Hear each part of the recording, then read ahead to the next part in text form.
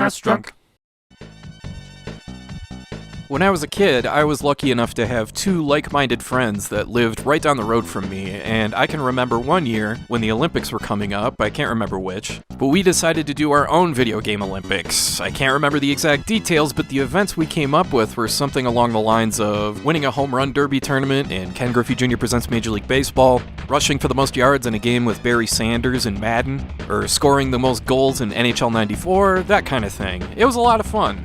What we were completely unaware of was that there were already a few Olympic-themed games on the Super Nintendo, one of which being Winter Olympic Games Lillehammer 94, the official video game of the 17th Olympic Winter Games that took place in Lillehammer, Norway in 1994, so each event is set in the same actual locations that the athletes competed in.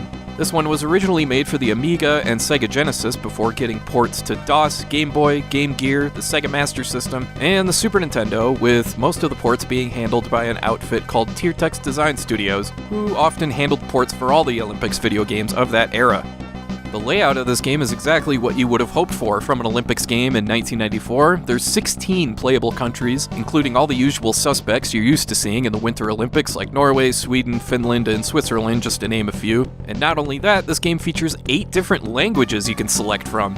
They even gave this game the Griffey treatment by using made-up names to substitute for real athletes.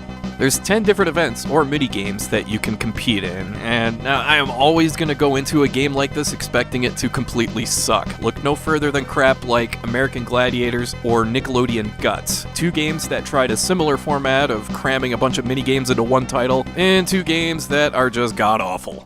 Thankfully, mercifully, Winter Olympic Games doesn't suck that bad. It's not great by any stretch, and some of the events are jank as hell, but some of them are decent enough. Before you get started though, you gotta watch the opening ceremony, which features a dude wearing RoboCop's helmet down a ski jump to light the Olympic torch. Or maybe that actually is RoboCop. I didn't know he's from Norway. Anyway, both the luge and bobsled events are very straightforward. You just alternate pressing the X and Y buttons to get your sled going, then use left and right on the D-pad to use the turns on the track to gain more speed. The D-pad controls throughout this game are very sensitive, so it takes at least a couple training runs to get a feel for things. Because of that, the downhill skiing events here can be pretty rough. There's downhill, slalom, giant slalom, and super G, and yeah, it's tough to pull off a skiing game from this perspective because the controls just never feel right. I'm just constantly overturning and wiping out in the middle of the woods. Not only that, but there's no mini-map on screen, so you just have to keep failing over and over until you learn each and every turn. I much prefer skiing games like Tommy Moe's Winter Extreme Skiing and Snowboarding that have an over-the-shoulder viewpoint. Those aren't the only skiing events though, there's also freestyle moguls, ski jumping, and biathlon. The moguls, or what I call knee destroyer skiing, has you pressing the D-pad in the opposite direction you want to go as your character bounces down the hill. Press the wrong direction with the wrong timing and you wipe out. Once you get used to the timing, you can also do jumps that give you a boost of speed. The ski jump is even simpler than that, just press any face button as close to the edge of the ramp as possible, balance yourself in the air with the D-pad, and press the face button again right as you land, or else you'll wipe out. The best event in this game is probably the biathlon, otherwise known as trudging through snow and taking a break once in a while to shoot stuff. The skiing part has you alternating pressing the Y and A buttons, while the shooting has you firing at 5 targets with 5 attempts. The catch is, you're so cold and exhausted from skiing that your scope viewpoint is super drifty, so shooting is kind of a challenge. It's my pick for the most playable of all the events here.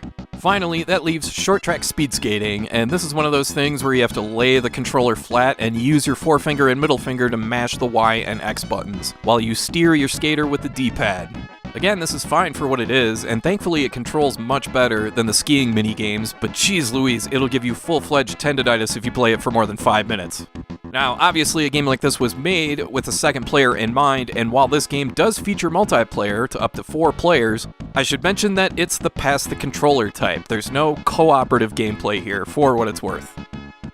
So yeah, that about covers it. Winter Olympic Games Lillehammer 94 is a collection of 10 mini-games with some good and some bad, and I'm stretching the definition of good by a lot here, because the mini-games worth playing here are as simple as it gets. You might have fun playing some of them with a couple other players, but I mean, at that point, why not just create your own Super Nintendo Olympics with Griffey and NHL 94 and NBA Jam and whatever else? So yeah, this one might be passable for its time, but nowadays it's only worth checking out as a novelty. Alright, I want to thank you for watching, and I hope you have a great rest of your day.